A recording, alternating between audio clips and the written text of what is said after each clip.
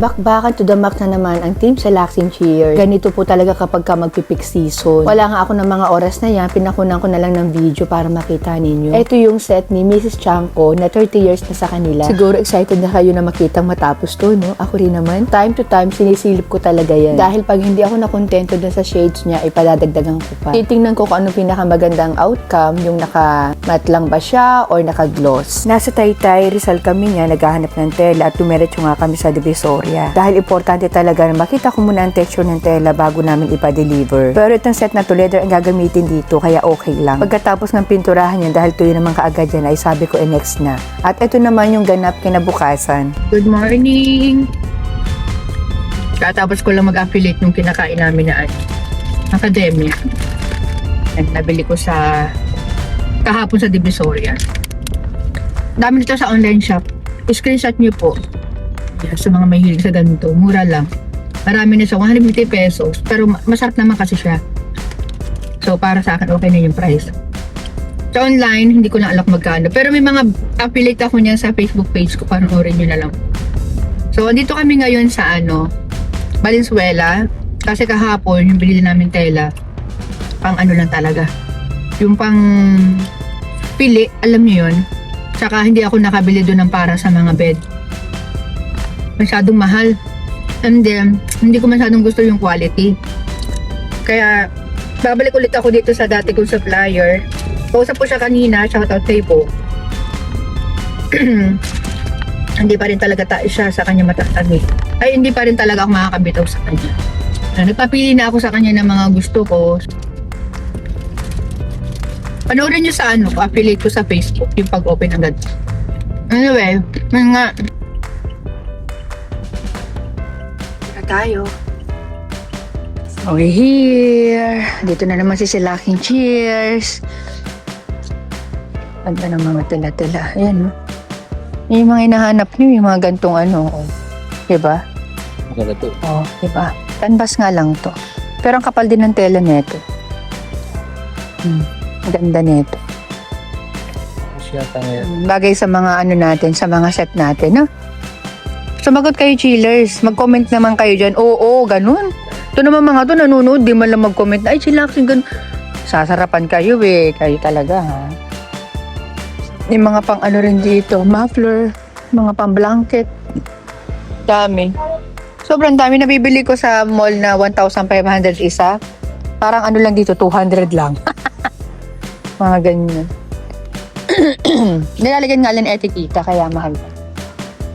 Yeah.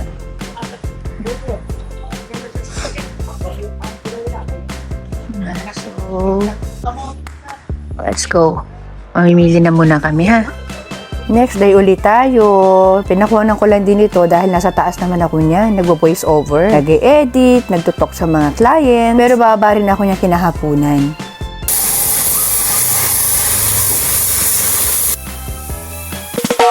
Tahimik lang ako, pero ang dami niyong sinasabi. Kala mo kilala niyo buong pagkatao ko. Ito yung binili namin tela kahapon. Napakaganda nito, chillers, at interesado nga ako. Yung texture, yung design, yung kulay. Siyempre, ipapriority ko sila Kuya Sam dahil pinili ko talaga yan para sa set nila. Pero alam ko may matitira dun. Hindi lang bahay mattress to babagay. Bagay rin tong bedsheet. Ang kagandahan nito, napakalaki ng width. Kaya iwas datig talaga. Ay nako. Bali pa nagtatahi nga pala kami, nilalagyan namin ng edging. Hindi pwedeng hindi. Para iwas talaga nasnas. Pero may mga tela rin kami nabibili na hindi na kailangan lagyan ng edging. At sinecheck ko nga yung pagkakatahi at pati na rin yung zipper na ginamit. Bali, 2 slider kasi ang ginagamit namin para sa mga malalaking set at makakapal. Nang sa gayon, hindi kayo nahihirapan na ibalot. And if ever na masira, may reserbang isa. Kadalasan ang kinakasira ng mga zipper kapag winawashing natin. Kaya ako talaga na-advise ko na isang cover, isang salang lang. Nagdagdag nga rin pala kami ng tao dahil nga maraming set talaga yung in-order nila Kuya Sam and Ate Oli. At eto naman yung isa pang tela na binili namin. Ang ganda rin nito. dito. Marami nga akong pinareserve doon para kapag ka nagkaroon ng budget ay i-deliver na lang. Kung pwede nga lang talaga ubusin lahat yung mga tela doon, kaya lang talagang madugo. 100k po ang halaga ng tela kapag ako umu-order. Partida sa mga mattress pa lang yan, wala pa yung sa sofa at tela pa lang, wala pa yung mga leather. Napakalaki ng puhunan talaga kapag ka nagpo-furnitures. Hindi katulad ng ibang business na konting puhunan lang pwede na. Tukso rin kasi ang ganitong business, kahit wala ka pang pambili, pag nakakita ka ng materyales, ay naku, gusto mo talagang i-push. Ito nga yung mga pinareserve ko doon, ang gaganda nito. Hay, naku, gusto ko na talagang kunin, kaya lang nag-aantabay pa ako sa mga payments ng mga clients ko. Mga down, shoutout po sa mga naka-line up or sa mga waiting kong mga clients, lalo na sa mga malalayong lugar. Naku, tulungan nyo rin ako para matulungan ko rin kayo na maganda talaga yung mga magagamit kong materyales sa mga set inyo. Alam nyo naman, nagmamahal ang gasolina. Pag namahal ang gasolina, anong sunod?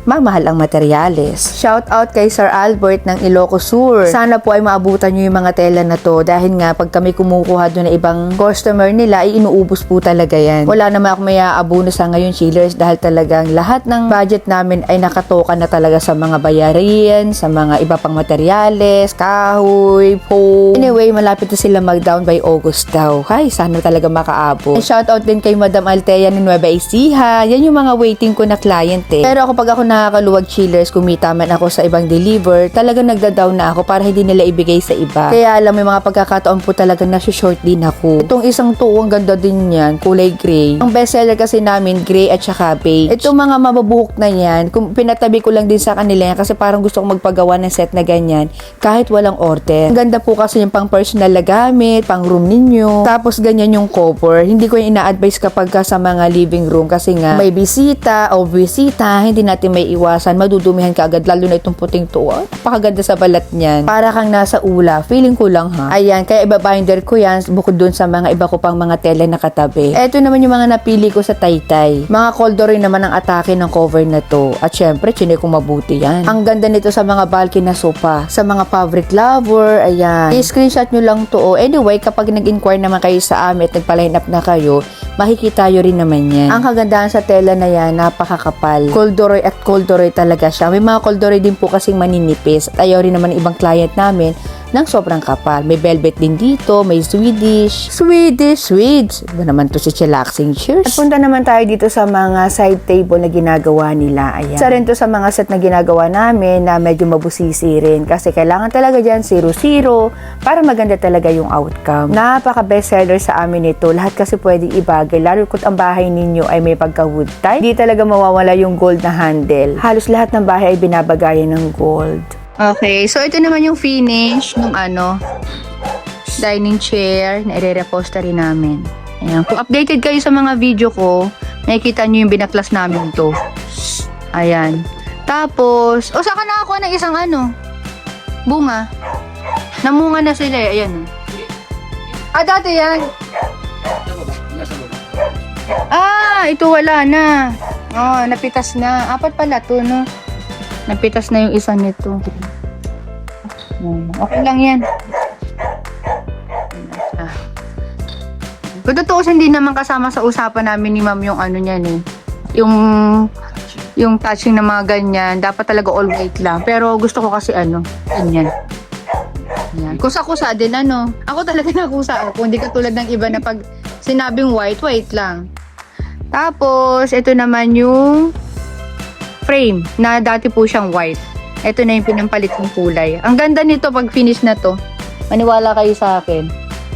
Pero yung iba naman naniniwala na talaga sa akin. Yung iba lang hindi eh. Hindi siya sobrang dark, hindi naman sobrang light. Ayan siya. Imagine nyo, kunyari ito yung beige. Try natin Diba ganyan siya? Yan. Gaganyan yan. Tapos lalagyan ng decorated nail. Pa-arty-arty sa likod. Ano kayo maganda dyan? Dimple or bala na?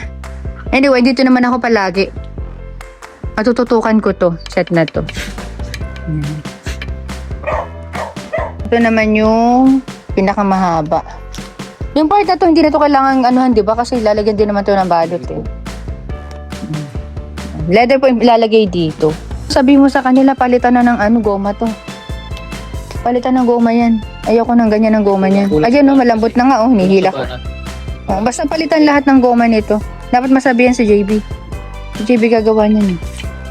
Ayan pala yung tinanggal namin sa dining chair. Ayan o. Hindi na talaga pwedeng gamitin. Yung iba kasi pinapatungan lang yan eh. Ng panibagong strap. Ako hindi. Palit na talaga.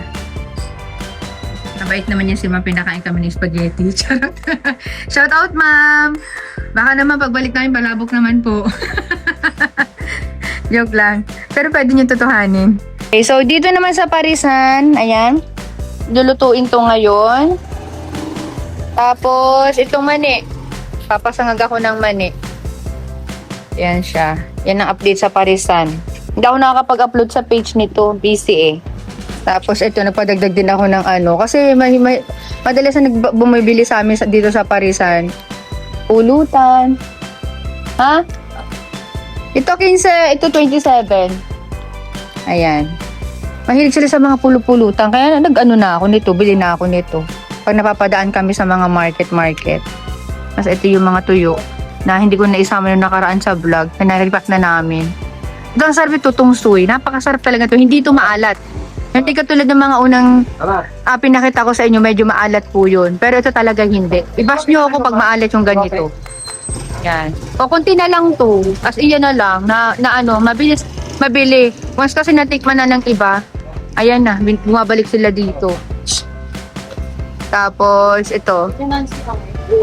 Lilyes. 2020.